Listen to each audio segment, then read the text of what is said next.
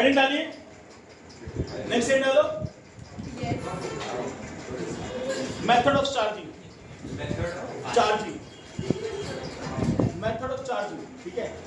Charge करने के different method क्या क्या है?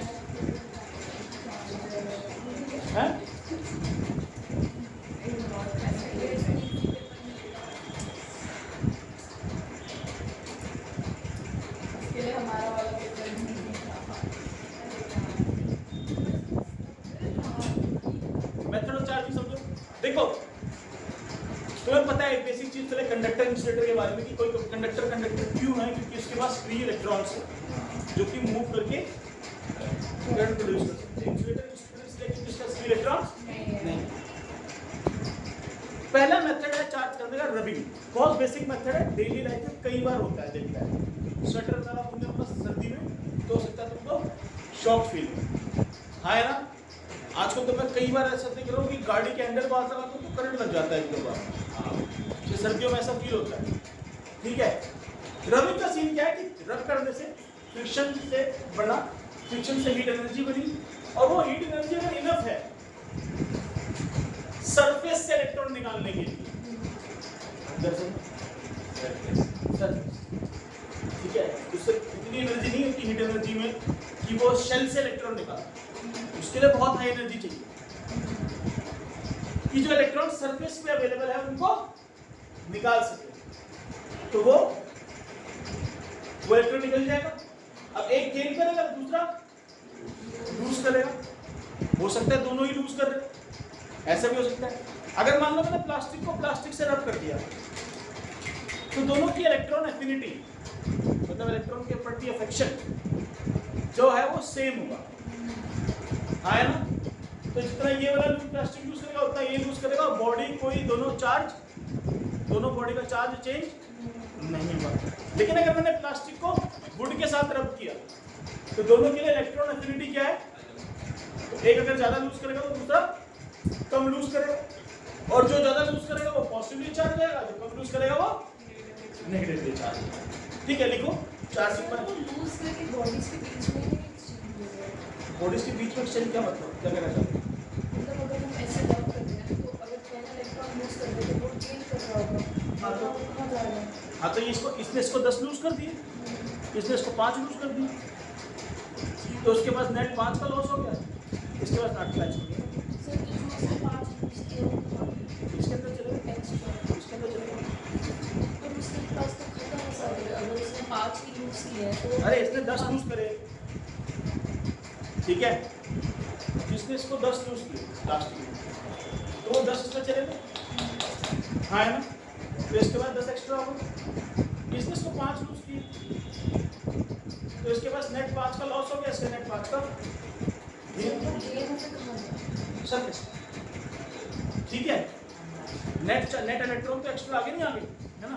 देखो बाय देखो charging by rubbing, charging by we mean two different bodies are rubbed with each other. We mean two different bodies are rubbed with each other.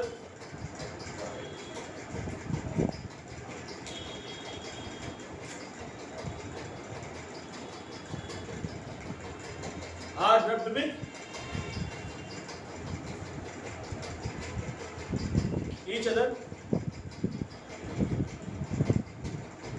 है ना, एक दूसरे के साथ क्या कर दी, रब कर दी।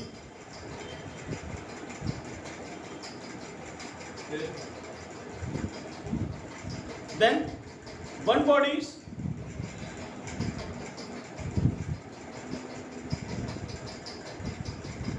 both the bodies are losing and gaining the electrons, losing and gaining the electron.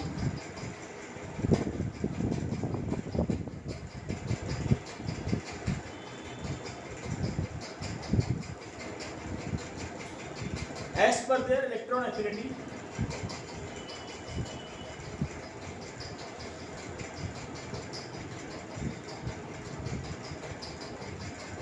As per their electron affinity. है ना, clear? So one will be be getting net positive charge and another will be getting net negative charge.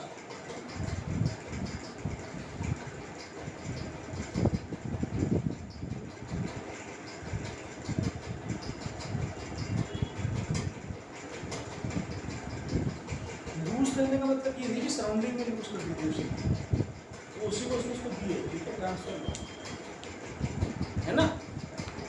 लिखो the body rubbed with each other should be of different material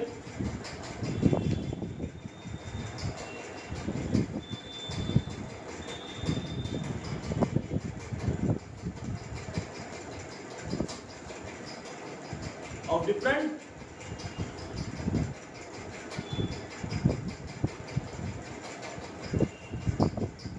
so that they have different electron affinity.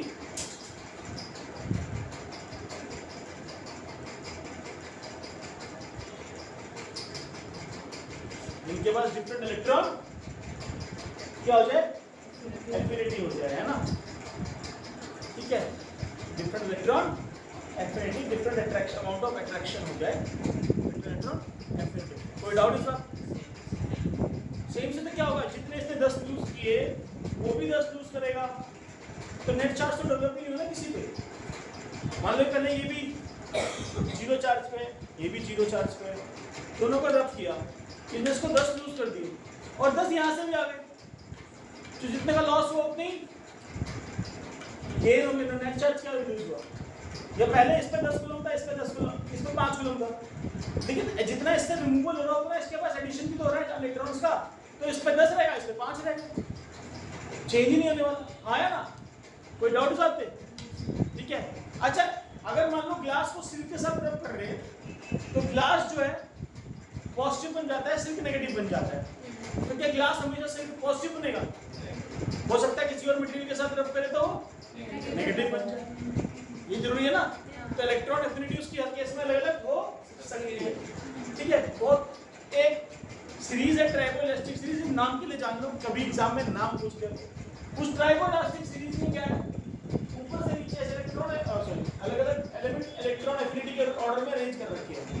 ऊपर वाले की electron affinity कम है, नीचे वाले की, अगर ऊपर वाले को नीचे के साथ रब करोगे तो नीचे वाला नेगेटिव बनेगा, ऊपर वाला पॉजिटिव बनेगा। बस नाम लिख लो, a series called triboelastic series, TRIBO आगे elastic, a series called triboelastic series, TRIBO, हाँ,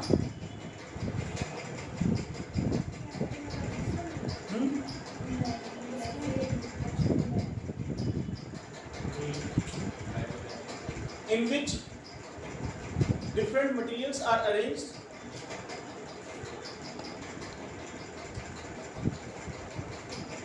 in increasing order of their electron affinity.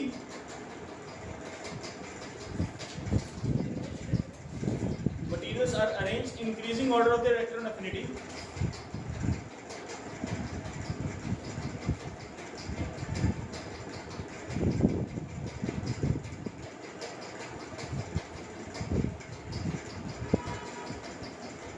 ठीक है,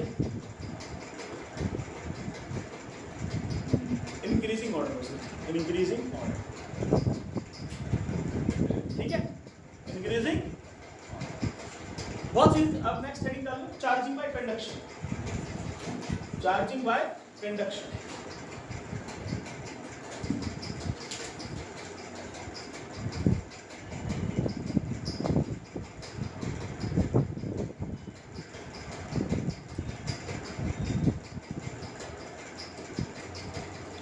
चार्जिंग बाय कंडक्शन क्या सीन है भाई, देखो जैसे कि नाम सजेस्ट कर रहा है, सिर्फ कांटेक्ट करने से ही, रबिंग की भी जरूरत नहीं है, सिर्फ कांटेक्ट करने से ही इलेक्ट्रॉन का ट्रांसफर हो जाएगा। प्रोटॉन का ट्रांसफर तो हो नहीं सकता, इलेक्ट्रॉन का ट्रांसफर हो जाएगा। या फिर दो डिफरेंट बॉडीज को एक वायर से कनेक्ट कर दो, कंडक्टिंग वायर से, तो भी इलेक्ट्रॉन का ट्रांसफर हो जाएगा, है ना। तो पहला मेरा क्वेश्चन ये एक दिया, उसमें एक चीज रहेगी, चार्जिंग बाय रबिंग में कौन चार्ज किया जा सकते थे, इलेक्ट्रॉन, इंसुलेटर या कंडक्टर? दोनों किए जा सकते हैं, इंसुलेटर भी कंडक्टर भी, क्योंकि रब करके कर रहे हैं ना, तो इंसुलेटर से तो चार्ज निकाल सकते हैं ना, ठीक है। लेकिन एक खास बात की रिक्वायरमेंट थी कि कंडक्टर को रब करते टाइम जरूरी है कि आप एक इंसुलेटिंग सपोर्ट का यूज करें, मान लो तुमने कंडक्टर एक कंडक्टिंग बॉडी है, इस पर कोई चार्ज आया बना, तो वो तो मेरी बॉडी के थ्रू निकल जाएगा, अर्थ में चल जाएगा, तो ये भी तो कंडक्टर है। तो अगर तुम्हें किसी कंडक्टिंग बॉडी को चार्ज करना भी है तो एक सपोर्ट की जरूरत है। हाँ है ना? कोई डाउट इस बात पे? चले आगे, इसका आगे चलो, charging by conduction. Low in charging by conduction,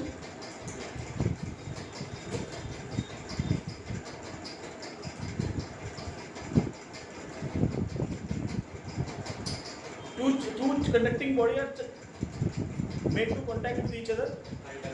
हाँ, conducting body कैसे करेगा? टच करके करेगा ना, तो फ्री इलेक्ट्रॉन सही है ना।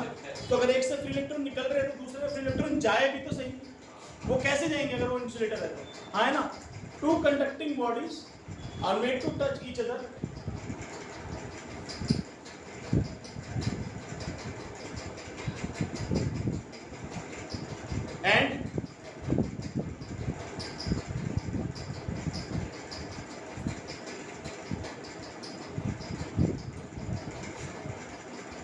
and electrons get transferred from one body to another.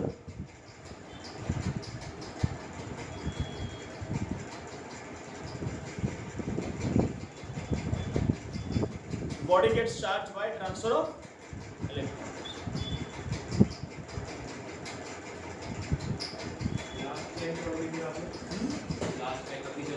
And body gets charged by transfer of electrons.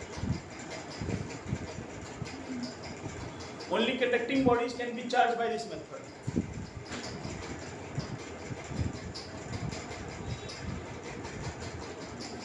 ठीक है? चलो, okay?